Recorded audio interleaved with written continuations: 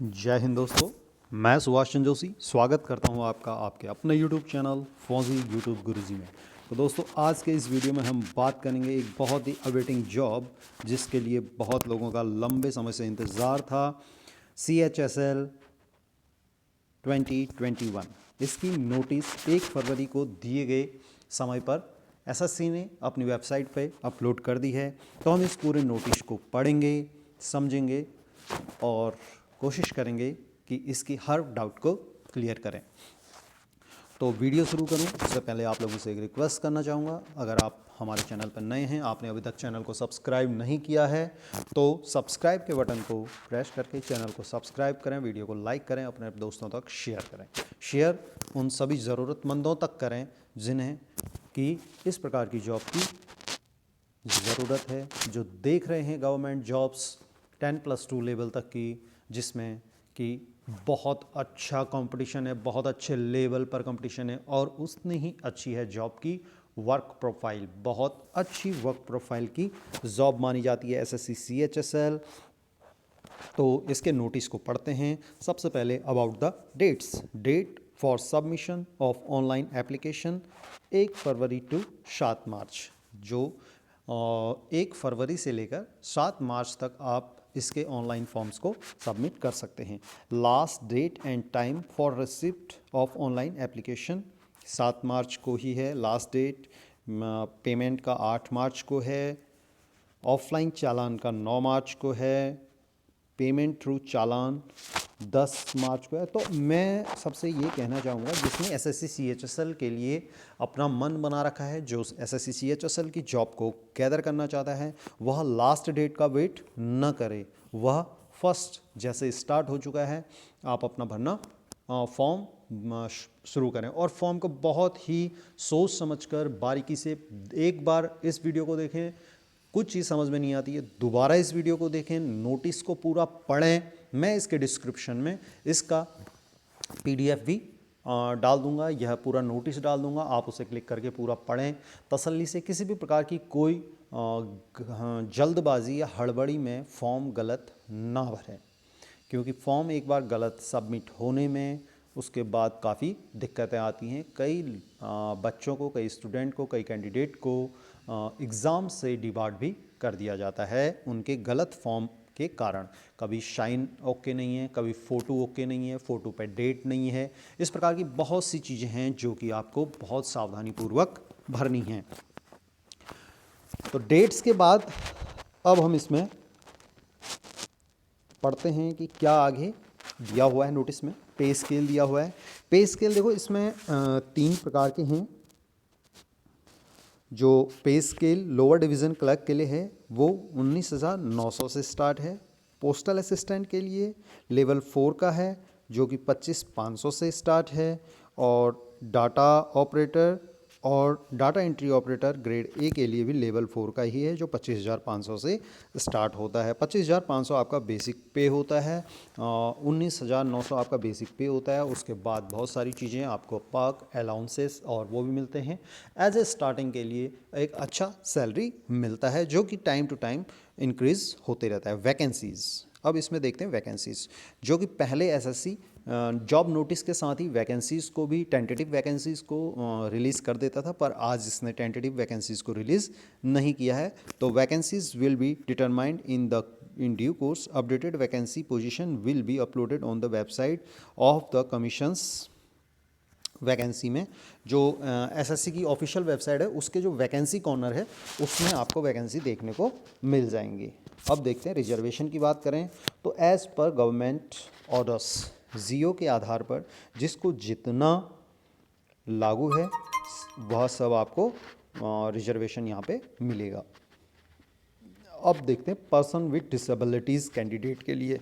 देखो, person with disability candidate को बहुत सावधानीपूर्वक यह फॉर्म भरना चाहिए, क्योंकि कुछ जॉब्स ऐसी होती हैं किसी के लिए अवेलेबल हैं और किसी के लिए अवेलेबल नहीं हैं।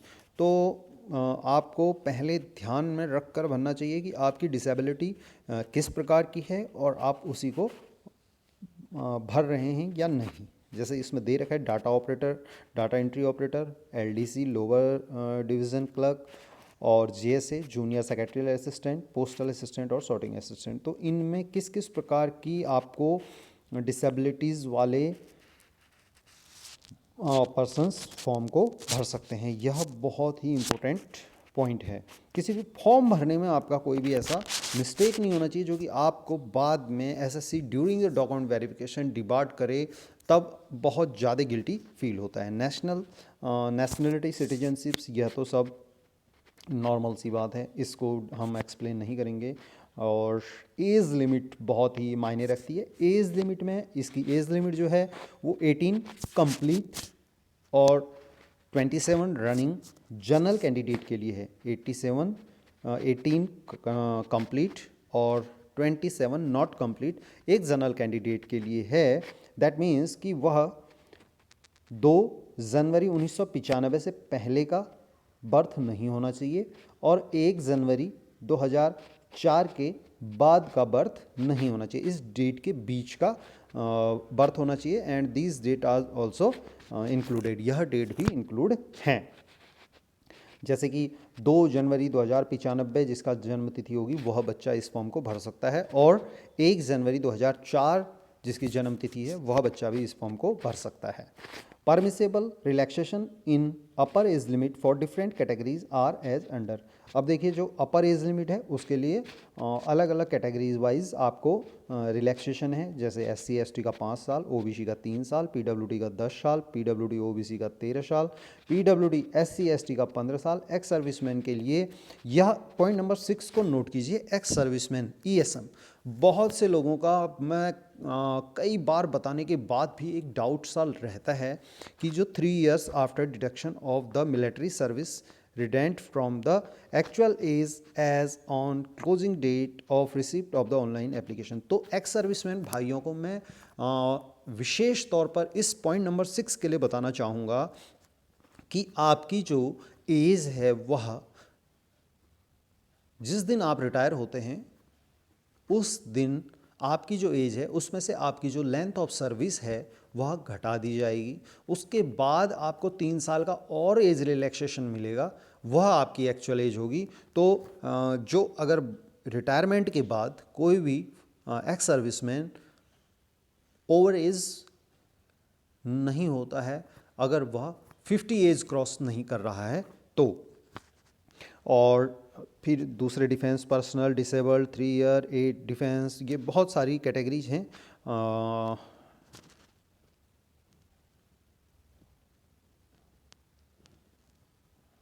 इनमें अलग अलग ये डाइवोर्स, विडोज़ और सेपरेटली जुडिशली सेपरेटेड के लिए अलग अलग एज कैटेगरीज इसमें दी हुई है।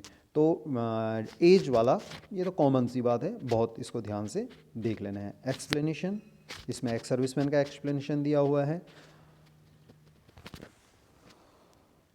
Process of certification and format of certificate. आप जिस कैटेगरी के लिए अपना फॉर्म अप्लाई करते हैं उस कैटेगरी का आपको एक सर्टिफिकेट भी डीवी के समय पर एसएससी को प्रोड्यूस करना पड़ेगा। तो वह जो आपका सर्टिफिकेट है वह आज की डेट का और एसएससी की जो सेंट्रल का फॉर्मेट है उस फॉर्मेट में बना हुआ होना चाहिए।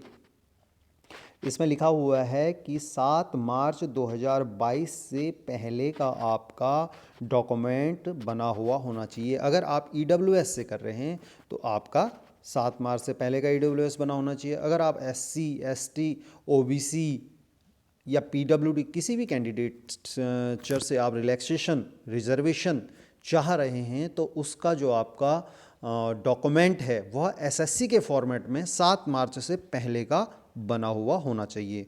Provision of compensatory time and assistant of scribe, जो PWD होते हैं उन्हें स्क्राइब लागू होते हैं, वो अपने साथ एक पर्सन्स को ला सकते हैं, तो उनके लिए उनको एक्स्ट्रा टाइम भी मिलता है और उसमें उनका डिटेल होता है कि आप किसे लाएंगे। एसेशनल एजुकेशनल क्वालिफिकेशन में देखिए आपको यह +2 की है, जिसके LDC, JSA, PA, SA, DEO इनके लिए आपको 12th standard any board and recognised board of university से होना चाहिए। डाटा एंट्री ऑपरेटर के लिए आपको 12th standard pass in science stream with mathematic as a subject ये होना कंपलसरी है data entry operator grade A के लिए।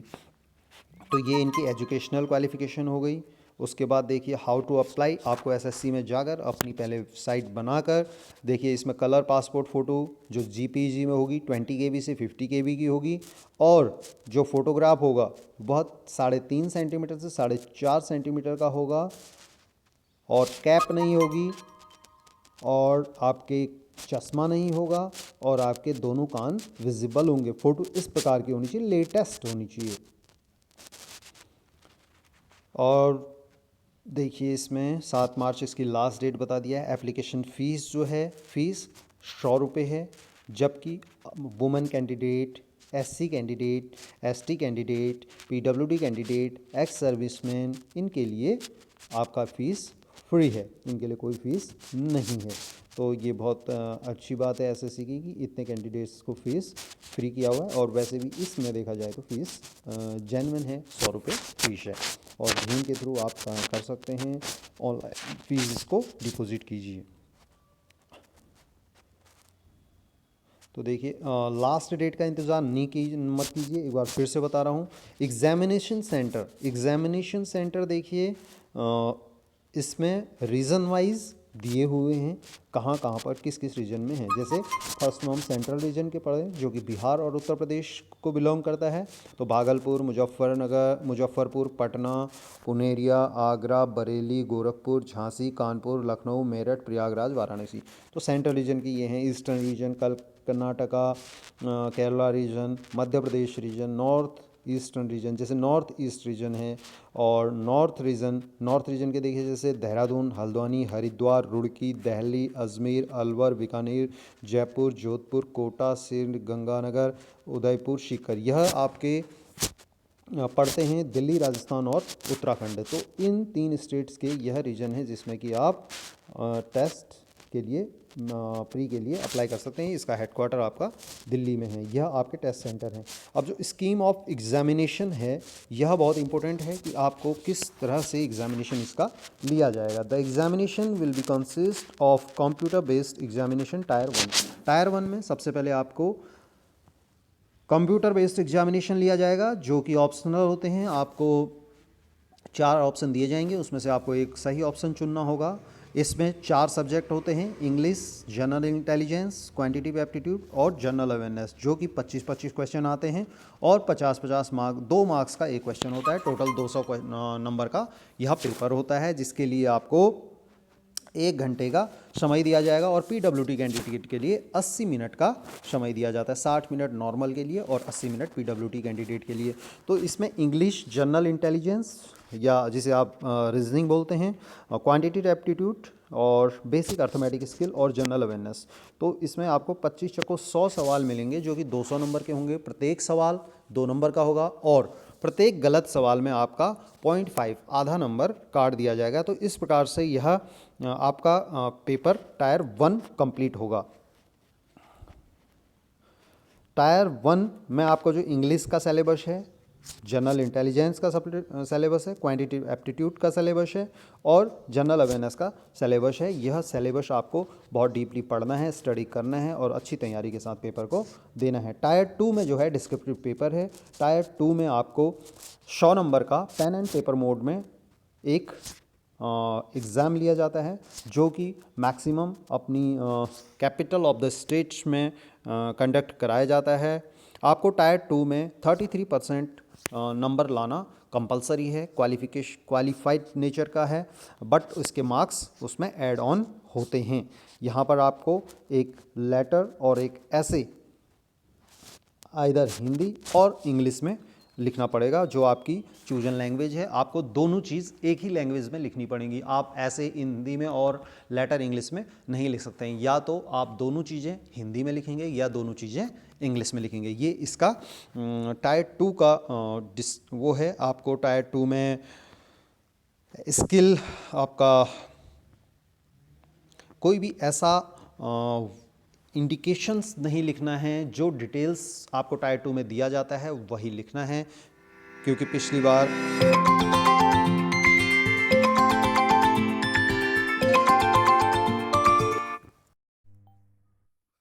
हाँ हेलो।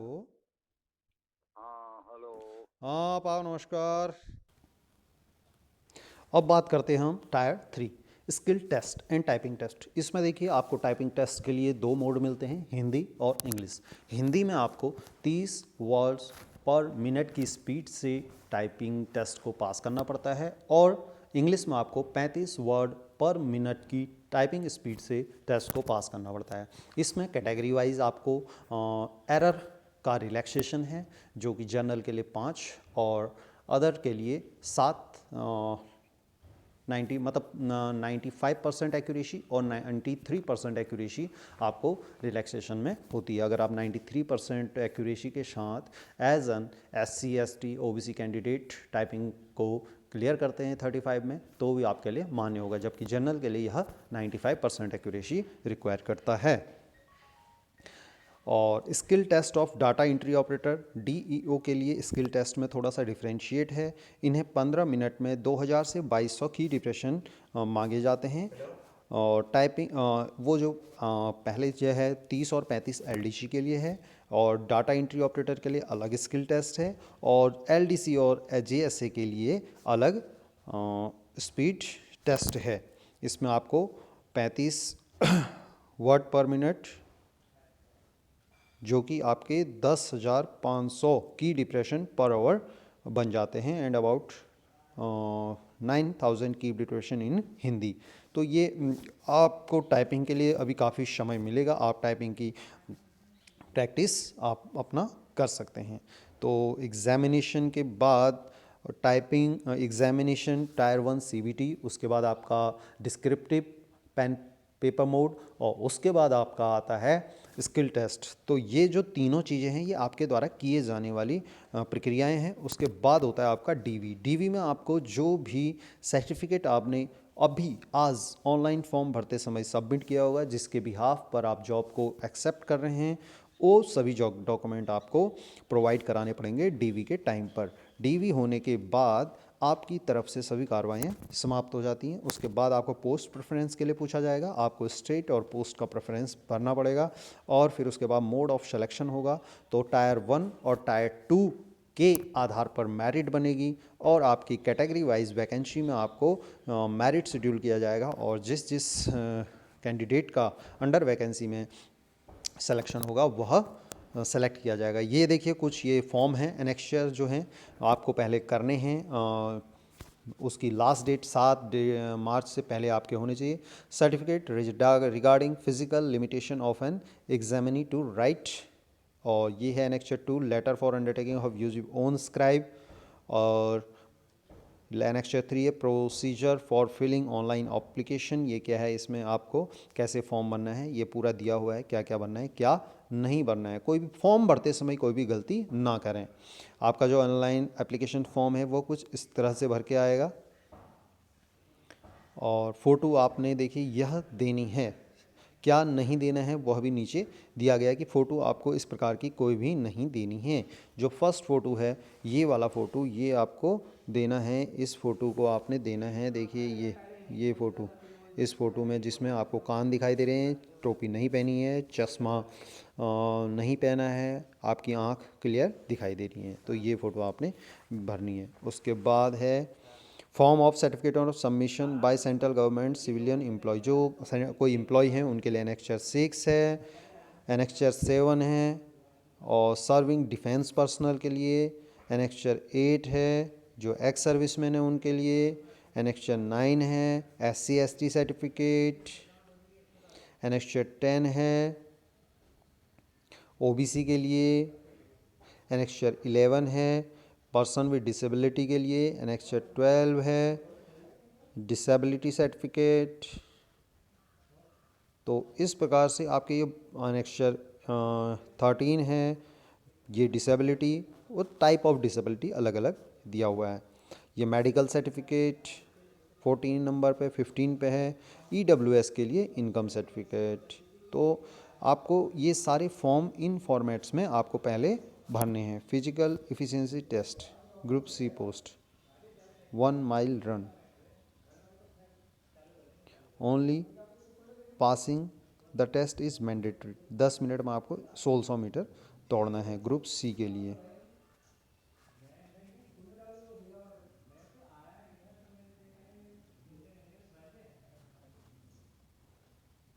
फिजिकल इंडस्ट्री, ये जो है कोई फिज़िकल जिसमें रिक्वायरमेंट होता है उसके लिए भी है। तो दोस्तों ये एक डीप इसका हमने बना दिया है। इसमें आपको किस प्रकार से क्या क्या करना है, क्या नहीं करना है। तो फॉर्म भरते समय बहुत सावधानी से अपना फॉर्म भरें, और इसके बारे में हम बीच बीच में और भी वीडियोस अपलोड करते रहेंगे जैसे जैसे इसकी अपडेटेशन आपको मिलती रहेगी। तो इस वीडियो को पूरा ज़रूर देखें और उसके बाद ही फॉर्म भरें। तो खुश रहिए, मुस्कुराते रहिए, जीवन का आनंद लीजिए। मिलते हैं अगले किसी वीडियो में, तब तक के लिए जय हिंद।